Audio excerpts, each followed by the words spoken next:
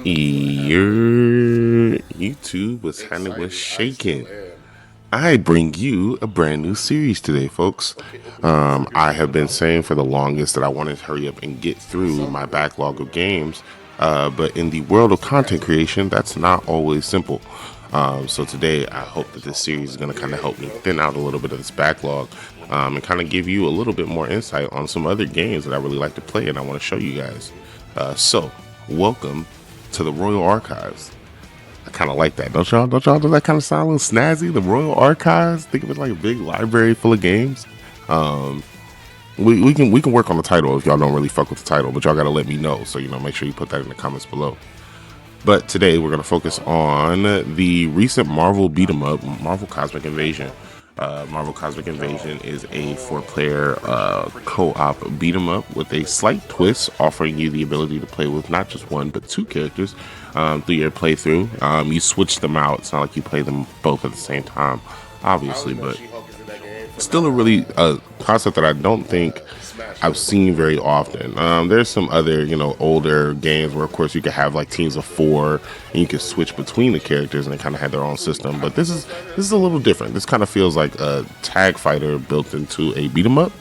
But I think it still offered enough to keep me pretty interested. I enjoyed the game overall, honestly.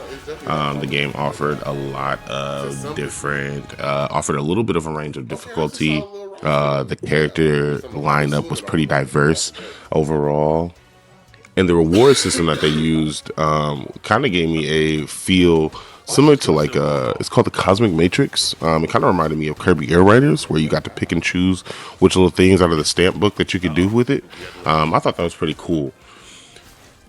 The game offers a total of, I believe, 15 characters, if I'm not mistaken.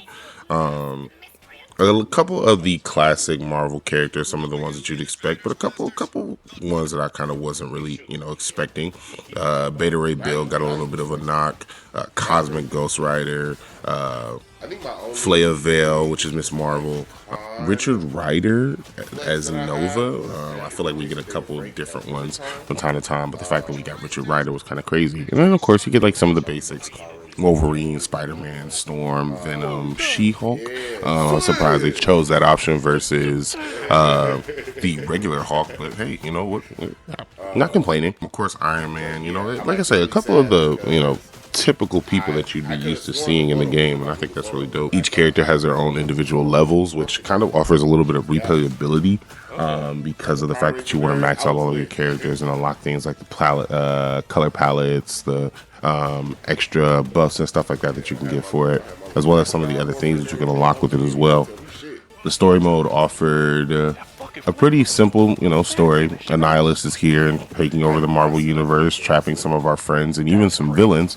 And you pretty much take them on, going through these stages left to the right, in a classic side scroller fashion. Unlike most beat 'em ups, it keeps a very simple combat system. Pretty much, you kind of, for a lot of the stages, could get away with just pressing square. A lot of the times, you'll hit something. But of course, you do still get specials. Each character has each individual specials, and then of course they have supers. And then because of the tag style of things, you also get the assist feature, where you're able to have characters jump in and be a part of the combo, or if you just want to do a quick swap out. There's a lot of different potentials when it comes down to it.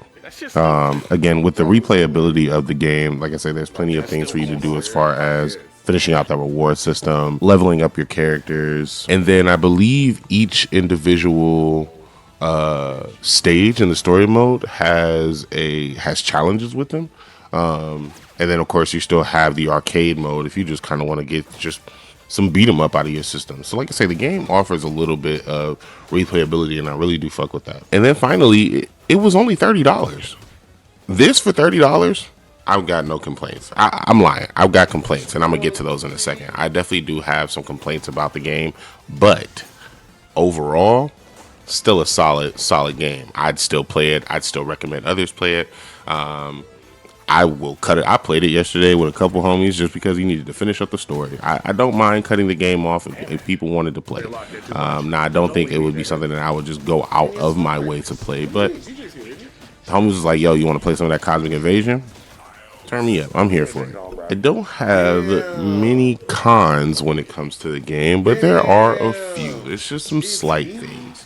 Um, some of the stages kind of had like moments where either enemies or different like traps, turrets, or something like that would get stuck in the stage, even though the enemy was defeated. That was really weird, and it didn't necessarily cause any real issues because a lot of times they get like stuck in a corner, and you just had to make the mental note to watch out for that. You were fine. But every once in a while, you find yourself just randomly grabbed by something that wasn't there, and you're just stuck in confusion, and you just had to eat that, and I didn't like that. It happened a lot more when I played with people versus playing by myself, but the fact that it was happening and this is supposed to be a full game, a little messed up. But I mean, that's something that could easily be fixed with a patch. So, like if they just wanted to put a little soft performance update for the game, I think they'd be just fine. But I don't think it's anything too serious that stops you from enjoying the game. I haven't had anything that like breaks the game or anything like that. So fingers crossed it continues to stay that way. Another thing that I kind of have an issue with is that even though they had a lot of even though the character roster was really diverse, I feel like a lot of the custom characters felt a little lackluster. Prime example, BeeRye Bill, while he threw the hammer, bro throws like, I think he only has like one move where like he actually throws lightning. And I mean, granted, he's no Thor, right? But like, it's still BeeRye Bill. He still has Stormbreaker. Why is that man shooting no thunder? None? Whack. Wolverine's voice actor, I don't know who that dude was, but that was not Wolverine that he was voicing. There was also little issues with like some characters kind of feeling a little off. Like Spider-Man didn't really feel like he had many options in the air, which is kind of weird for a Spider-Man character. Like I say, it's little nitpicky things. I'm not gonna lie to you. It's definitely not like it's a bunch of things that I'm just like, this game was terrible, it was awful. But it's just little small things. And I think the biggest thing, which is really, it's more of a personal issue than it is an issue with the game. But it's the fact that for some reason, I have terrible depth perception when it comes to beat 'em ups. So the amount of times where I'm sitting there mashing square, wondering why I'm not hitting the guy, it's my own fault. It's because I was literally just sitting there doing nothing. So if I just maybe went down or went up a little further more, I'd be just fine. But because I didn't, I gotta eat that. And that's kind of sucked a little bit. All in all, I kind of give Marvel Cosmic Invasion a 7 out of 10, really, on my scale. Not because it just didn't do anything game breaking. I think it brought a little bit of a different twist to the beat 'em up style, and of course, as a Marvel fan, I still enjoyed playing through the game, and like I say, still will continue to do so. And a lot of the cons that I had weren't necessarily a big impact, but the game also didn't do anything that was just game crazy, and I was just like, damn, this is amazing. This is game of the year.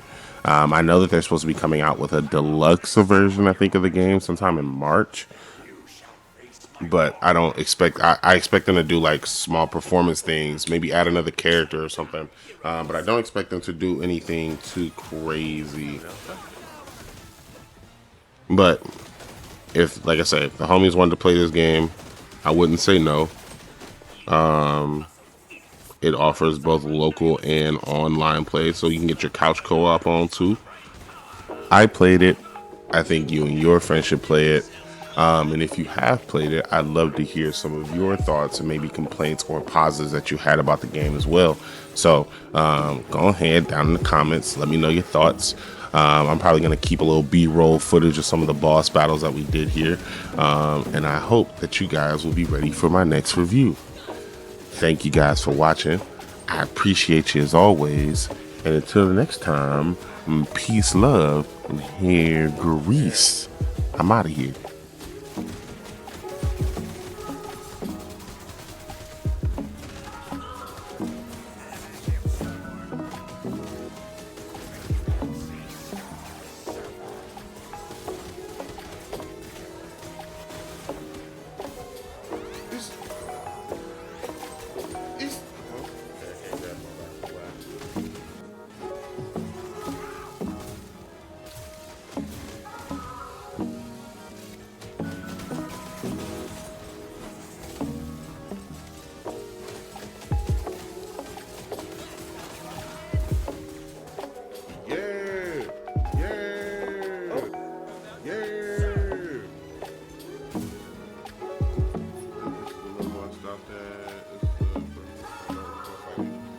we're literally, I think, at final boss. Like, I think this will be.